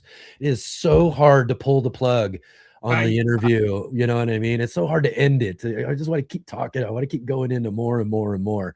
But, the hour does, or the show does wind down at some point. We're prisoners of the construct of time, Enoch. We could have kept going. That was such a great conversation, but somehow we had to yield to the clock, right? That's right. Yeah, sometimes you just have to when it comes down to it. But again, everybody, go get yourself a copy of Veggies for Breakfast, our feature book for this month here, February, and just really wonderful, awesome recipes. You're not going to be disappointed, and this is literally going to help you find a way to utilize all of those just amazing things that you're all growing in your gardens. Because I know we got some just absolutely fantastic gardeners out there right now, so this is going to give you some really, really awesome ideas on what you can do to include those things you're harvesting out of your garden into the most important meal of the day. That's how I've been pitching it all month, putting them into the most important meal of the day, right? Yeah, well, for those of us, you were just telling me earlier you don't like breakfast. I'm not a much of a I do try every now and then, but it is that's what they say. Enoch's engaging in a little bit of double speak here because he was telling me he never really liked breakfast, so here he is now. I do like breakfast, though. I will say this. I do like breakfast. It's just not something I normally get into and do. I am more of a natural, like intermittent faster in a way. It's later in the day before I start feeling hunger or any of those sort of things. So I kind of ride along with that most of the time. But there are times when I just enjoy and really want a good big breakfast, it's sometimes. So I do like a breakfast. It's just not all the time for me. Willi could totally rebrand this book anytime she wanted by saying veggies for breakfast for lunch or veggies for breakfast for dinner. I mean, any of these things will work at any meal. They're just right. Universally good stuff in here. So yeah, there's nothing more fun than having breakfast for dinner, right? So now we have that much. So used to bake for that when we were kids, right? Come on, breakfast for dinner. Yeah. Awesome. It's fun to play around with the notions of time, though, and that we have, it's like what is permissible at this meal and what is permissible at that meal. So I think this is the fun of this book is that it's a rule breaker and it helps us look at a meal that we just don't look at very much in terms of associating it with the vegetable garden. And say, oh, yes, now it is full of vegetables. You can make your breakfast full of vegetables. Yeah, absolutely. All right. Excellent. Yeah, so definitely everybody get that book, get the link down below for all of that. Just a great book that we've had featured here for our monthly gardening book club. And guess what, Mark? It just keeps going. It just keeps going. We got another one coming. There's another month right ahead of us now. Wow. How does that work? How does that even happen? I know. So if there's another month ahead of us, that means that we've got to have another book for our book club. So sounds like that's the right thought. That's the right thought. What do we got coming up? I don't have the book yet because I'm trying. I'm waiting for mine yet too. I should have actually got my other copy of his other book, but this is going to be for those folks who've actually watched the show regularly. This is going to be a quick turnaround on guests, if you will, because we just had him on the show not too long ago, but he's going to be coming and joining with us for our March selection of the monthly gardening book club. And that's going to be Gary Pilarczyk. Great. Yeah, one of the OG gardeners of YouTube, man. I'm telling you, this guy I've been learning from for a long time. And we're going to be reviewing his book, Growing an Edible Landscape. Yeah. How to Transform Your Outdoor Space into a Food Garden by Gary Pilarczyk. Gary's an amazing gardener. He's someone we've had the opportunity of having on the show a couple of times already. Really looking forward to being able to have him on with you as well too, and be able to dig into this really great book. Something that we really do like is how do we get to utilize as much of our space as possible that we have at our home for our gardens, right? So we're going to talk about turning your landscape into an edible food garden. And what I'm hoping we'll touch on too, and I'm sure we will, just looking at the cover of that, and is the integration of beauty, kind of what Christian Douglas on with the exactly, yeah. This idea that you can sort of seamlessly integrate beauty and edibility into your landscape. That to me is like very exciting. And so I'm hoping that we'll get into that. And that's really where it's at for me. I love that combo. Yeah, that's going to be really fun. You're not going to want to miss out on this. Again, we've had Gary on several times on the show already, but now we can really dig into one of his books and just really get into it and really just tap into all of that, just some fantastic knowledge that Gary has. And again, excited for you to meet him, Mark, and again, to be able to you said, continue this just wonderful book club we're on. Yeah, and I really appreciate, Enoch, being able to tap into your massive network. I mean, I don't throw that around lightly. You know, and are in personal relationship with so many of the garden luminaries around the world. I love And that word. I just think you're doing us all an amazing service. These are not necessarily people I haven't even heard of, Gary. So it's like, wow, this is a great honor and an opportunity for me, but it's all thanks to your hard work and the constant attention and love you give this channel and this show. So I hope the viewers out there appreciate what you're giving them, because it's pretty big. Oh man, I appreciate that. Yeah, again, it's some work, but it is so rewarding at the same time. It's one of my favorite things to do is to sit here on the weekends, right in this chair, hanging out with folks like my good friend Mark, hanging out with all of you out there who are watching our show, because it's just so awesome to be able to do a live stream like this, you know what I mean? And be able to connect not just with all these amazing guests that we get to talk to, but all of these wonderful people who come and hang out with us each weekend here on the show. So just really fantastic all around. I can't get enough of this show. We're going to keep it going. Like I said, we got another great book club for you next month with Gary's book. And then also, Mark, again, too, we'll touch on this real quick before I let you go, but you got a great talk coming up at the Seattle Flower and Garden Show. So congratulations on that. I hope the best for you when it comes to doing all that. I hope you get a chance to film it for us somehow. So maybe we'll talk you into that some way, but maybe we can get some clips or something. I don't know, but I just really just so excited for you in this really great opportunity to do something at this show that you've loved for so many years, to actually now be a participant. Oh my God, it's gonna feel great. Yeah, they even have a little VIP lodge for speakers, so I'm gonna oh man, be like, yeah, we got to get footage of all of this, Mark at the show for sure, because he's going to be ruling it this time. Oh yeah, ruling it, totally ruling it. I'll be like, get back in the VIP lodge. I'll be like, come on, yeah, bring it. Excellent. Again, too, we look forward to that too. Again, as I'll mention here in just a minute, we'll have Mark on with us next Saturday to talk all about the Flower and Garden Show. But until then, Mark, I'm going to go ahead and let you go so I can finish all of this stuff up here and let everybody go for today. Great show today. Really awesome. Really grateful for Willi for coming on and the hard work she had to do to assemble this cookbook. I mean, these books are not for the faint of heart, man. People put their lives into this, and it's just such a gift to all of us to have people who are willing to dedicate their time and energy and money, sometimes whatever it is, to get these books out in the world and share this stuff with us, make our lives better. Yeah, absolutely. Definitely, again, to go check out that book. All of our authors, though, too, again, they put so much energy and work into these books, as you said, but especially like a recipe book where she was talking about, I got to cook all this stuff up. I got to be feeding people and getting review, all this sort of stuff that goes into it. So yeah, absolutely. Go show her some support. Get this book. You're not going to regret it. And Mark, I'll see you in a few minutes. We'll go ahead and finish this stuff out real quick. Thanks for being with us, everybody. Yeah, thank you.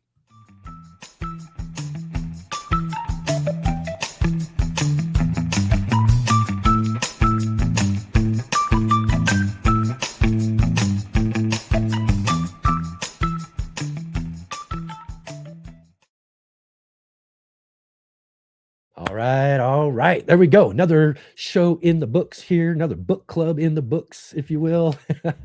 But yeah, great book. And for this month, Willi Galloway's Veggies for Breakfast. Go grab yourself a copy. Look for next month's book club coming up here as well, too, third Sunday of March. We're going to be Gary Pilarczyk talking about edible landscaping. If you didn't get a chance to check out last week's shows, too, real quick, let's run through this. Let's talk about what we did last week real quick. I mentioned we had Gary Pilarczyk on the show from the Rusted Garden. He was with us. So catch up and talk with the talk we had with him last week, as well as last week again. Yeah. Ivy Organics was on to talk about their free fruit plant and scion giveaway. You definitely want to go and check that out at ivorganic.com. They're giving away fruit and plant scions. You got some figs and all sorts of really great things that you can choose from if you go and get an order over at ivorganics.com. And let me get this up here for you real quick. And you can use our promo code GROW10, W10. You get 10% off of your order, as well as some of those free plants and scions and everything that they're giving away as well. Plus, get yourself some of that 3-in-1 plant guard. You won't regret having that in your garden shed, especially for those of you who are growing fruit trees out there. Utilize that for a great whitewash. But go check that out for sure, as well as last Sunday on the show, we had with us Gardener Scott joining us on the show for Ask Gardener Scott, answering all of your gardening questions. Really fun, awesome conversation with Scott you want to go check out, as well as our new show. As I mentioned, we got our new show, The Green Room, with Natalie from The Fresh Princess and I. Last week, we talked with Andre the Farmer and Gardening with Gray. And you got to check out the show. I'm telling you, we're having so much fun. We've got this really cool lightning round that we put our guests through and everything. It's just really great. We're really having a good time. You definitely want to go and check out The Green Room, as tomorrow night. Yep, we'll be there tomorrow night with the new show. That was what I just showed you is next week. Tomorrow night, though, on the show, we're going to have with us our good friend Paul from Guten Gardening will be joining with us. He's a contributor to our In the Garden segment on the Sunday edition, as well as Scott from New Garden Road will be joining with us as well too. So again, another fun, great conversation with the panel on The Green Room. Definitely come and check that out. And then, like I said, next Saturday, we'll get our good friend, Mr. MBC, joining with us, exploring the Northwest Flower and Garden Festival. So we'll come and hang out with him next Saturday as well, too. That'd be great. We'll get him back again here 2 weeks in a row. We love it when we get a chance to do that. And then next Sunday was already, I planned to have a day off already. We did plan that. So I didn't get anything fit up since I changed my plan. So what we're going to do next Sunday is I'm going to go ahead and still take the day off. And you're going to have our good friend Jay Dixon. Yeah, that's right. It's going to be Let's Get Growing with Jay Dixon next Sunday. She'll host the chat with all of you next Sunday. And if you guys have any suggestions for her, I know she's probably put something into the chat there asking you guys for suggestions on things that you might want to talk about next Sunday. Definitely let her know. And I'm sure she'll get to talking about all of that as well too. So definitely come out and come and check out those shows and all of that as well too. Oh, I think I had that backwards. I showed you what was last week on The Green Room. I just showed you what we had right here tomorrow night on The Green Room. This is next week on The Green Room. We've got Nick Fedoroff from Things Green joining along with our other In the Garden contributor, David from Bowtie Life. He'll be with us next week for The Green Room as well, too. So lots and lots of things growing on here on the Let's Get Growing show each and every single week. So definitely be coming in and joining with us here for all of these really great conversations. It's always so wonderful to have you all here with us. And if you can, real quick, before you head out today, let's go ahead and click that like button if you didn't get a chance to already. Subscribe, bell notification to be notified of all the upcoming shows. Share with all of your garden friends and let them know about your 3-day gardening weekend here on the Let's Get Growing show. And then, of course, everybody definitely go and follow all the links down below, not just to our guests, but all of our contributors as well too. Go show them some support for all that everybody does to help bring such a wonderful show to you all here on the Let's Get Growing show. So again, thank you everybody for being here. It's just so awesome to hang out with you. I look forward to seeing all of you, like I said, again, tomorrow night for The Green Room. So again, I'll see you, all of you, then.